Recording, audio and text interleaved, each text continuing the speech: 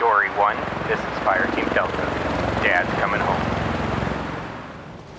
Welcome to the Military Veteran Dad Podcast, where it is our mission to bring every dad home. I am your host, Ben Killoy. I'm a United States Marine veteran, husband, and a father. We will bring authentic conversations to inspire action in your life so we can close the gap between the dad you are today and the dad you want to be tomorrow. This is the Military Veteran Dad Podcast. Welcome back to another episode of Fatherhood Fridays, where your host, Ben Killoy, drops on the mic to talk about something on his heart, talk about what is going on in the world of fatherhood. And this is where I hope that I bring a strong message each week that digs a little deeper, that asks you a hard question, that really goes into the places that you don't like talking about at dinner parties.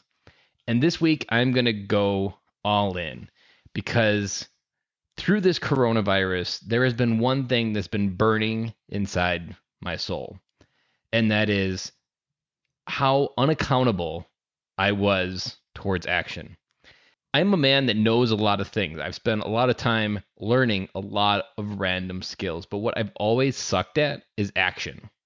And what I'm looking forward to the most during this coronavirus is my actual inner transformation, working on the areas that I have always told myself that I didn't need to do, or that it wasn't the right time, that this wasn't the right time to cement my morning routine. This wasn't the right time to cement my relationship with my kids. This wasn't the right time to cement my affirmation to this podcast that this is what I will keep doing.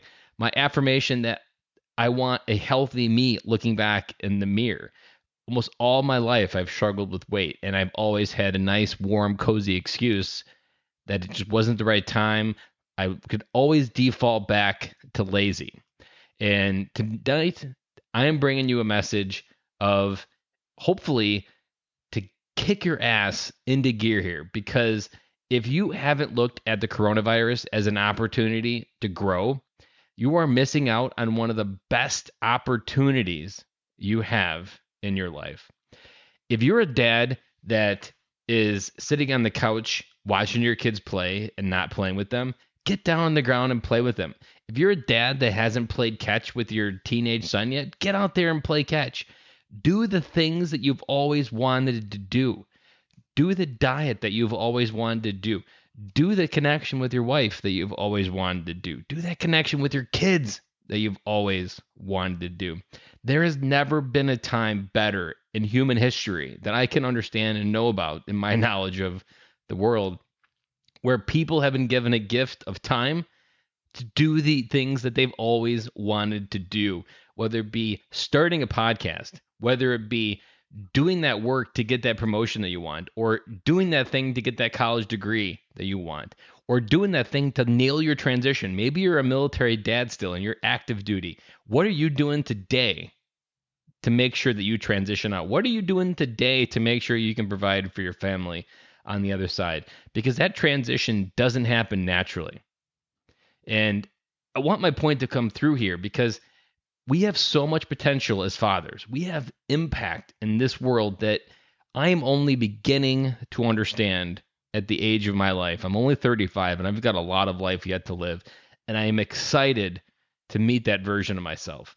There's a quote from Dale Carnegie. He wrote a book, one of his last books, and in it there's a quote that says, the worst thing that can happen is that, and it ultimately rephrases it as, the devil wins when you lie in your deathbed and you meet the man you could have become.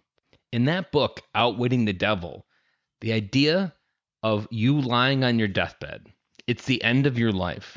You're reflecting on all the things that you chose to spend your time on.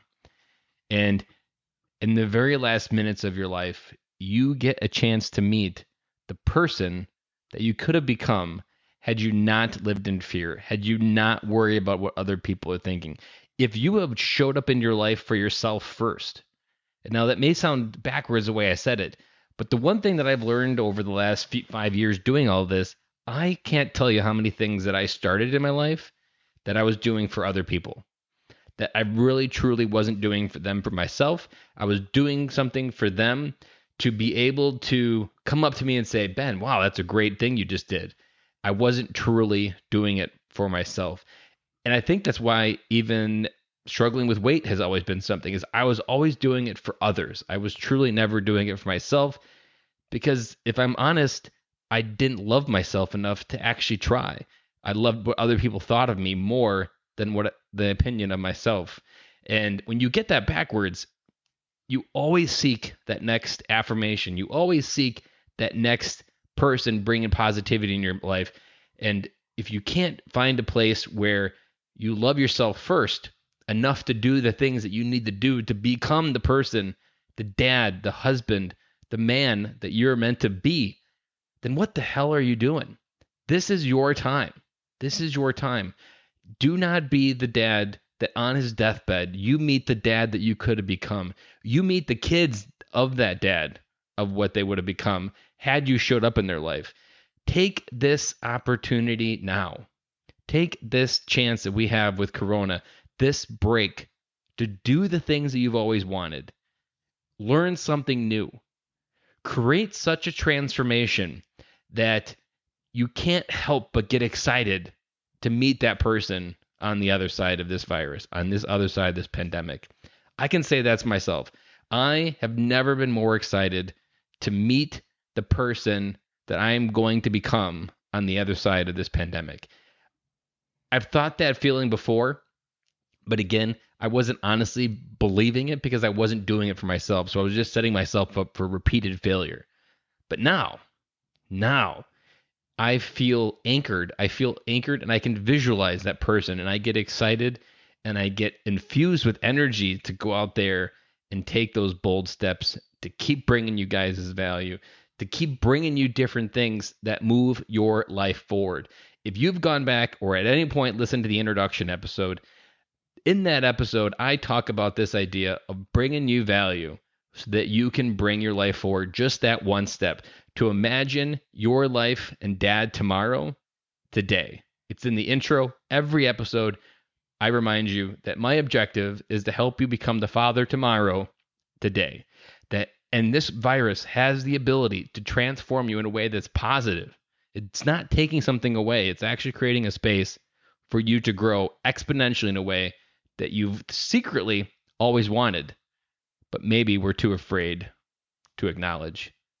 And so if you've been listening to these Fatherhood Fridays, there's been a common theme that we're leaving a lot on the table.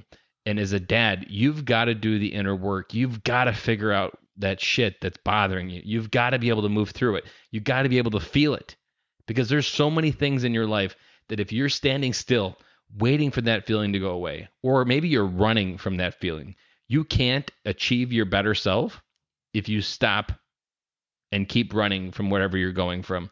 You need to be able to be present with it. You need to feel whatever it's feeling.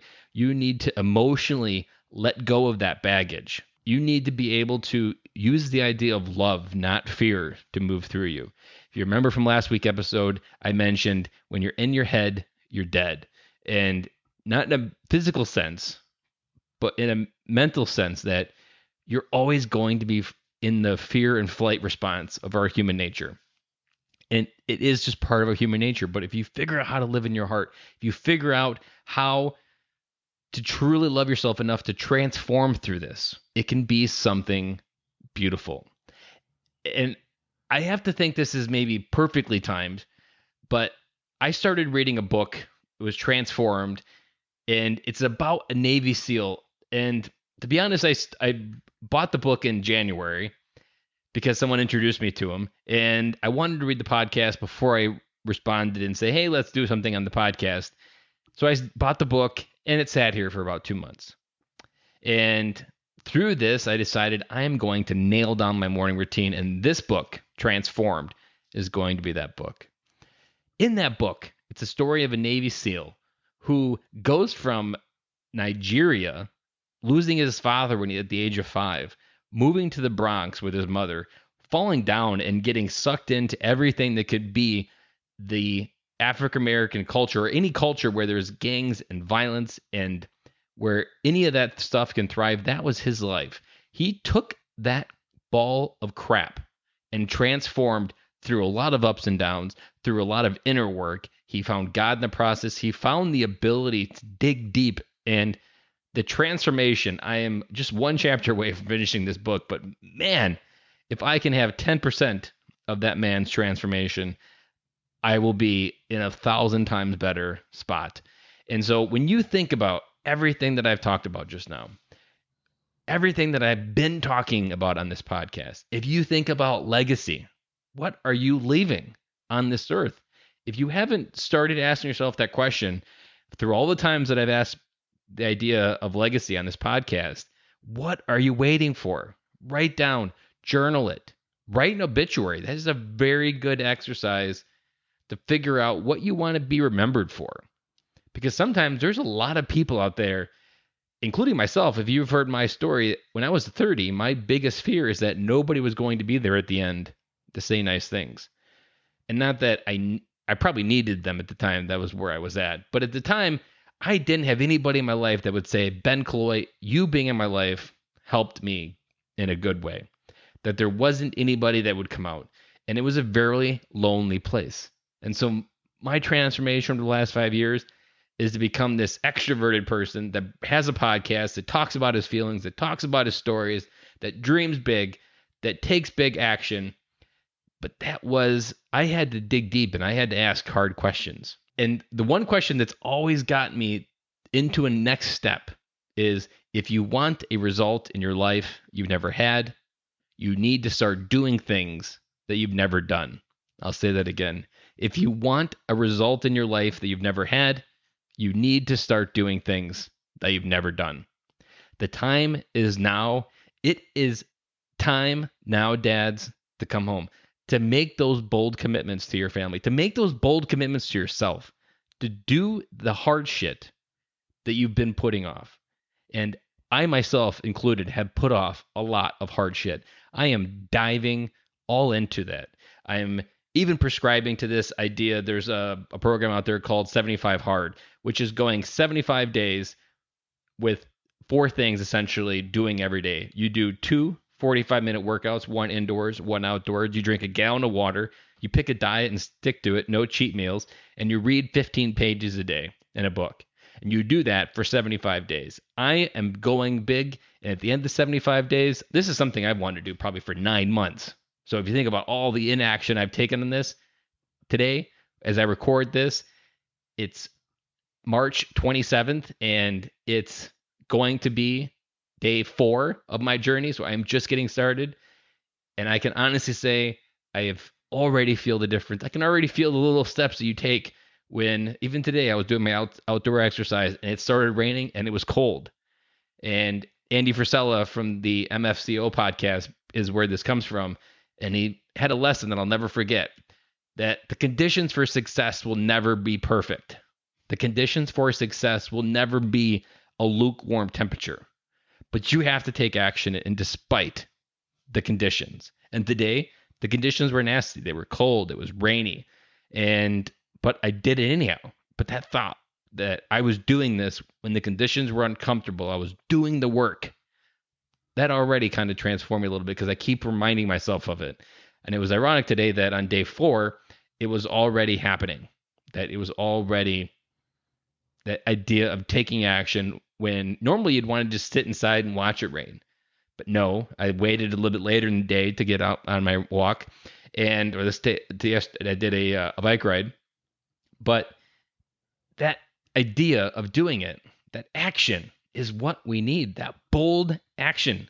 Dads, if you've been listening to this podcast for even just a few episodes, or you've been a long time listener, and if you have not taken a massive action in your life to move your life forward in a way that brings you home to your family in a powerful, strengthful, and awesome way, what are you waiting for? Coronavirus has given you a gift. Well, I hope that it hasn't affected you in a way that you're losing someone through this. But if you are in the quarantine mode of just waiting it out, take massive action. And I'm not trying to marginalize that people are dying through this, but at the same time, there is an opportunity to do something amazing with your life in this time, to be someone that you've only dreamed about, to be someone that you can only see when you close your eyes. Take the steps every day to get there. Take massive steps. Anchor yourself where it matters. journal, do these things that I've talked about, meditate. If you haven't started a meditation exercise yet, this has never been a time to wake up at 5 before the kids get going, sit down for 10 minutes and just focus on the breath. I use the Calm app, and it's my ritual every morning. I put my earbuds in, even if my son's around me watching cartoons. There's background music, and I just crank up the volume a little bit louder, and I go into my space, and I'm there. And so even when there's a storm of my son doing whatever it is that he's doing in the morning, I can still find that calm. I can still find that space. And I can still find that place for me to move forward. So dads, I'm coming with you with a little bit more energy, with a little bit more focus, with a little bit more intensity, and hopefully igniting that fire in your belly to be the best fucking dad that we can be. To take a look at what brothers and sisters have not come home. The fathers that no longer get to hug their kids. To create a life that is worthy of the sacrifice of every service member that has lost their life in battle. To create a life worthy of the gift that they've given us to be alive and to be connected with our families. It truly is a gift, and it's one we need to honor every day, and it's one we need to live up to. We need to set the bar as high as possible and take massive action to jump over it. So dads, I'm going to wrap up my message with one final thing, and I say it often. Dads, it's time to come home.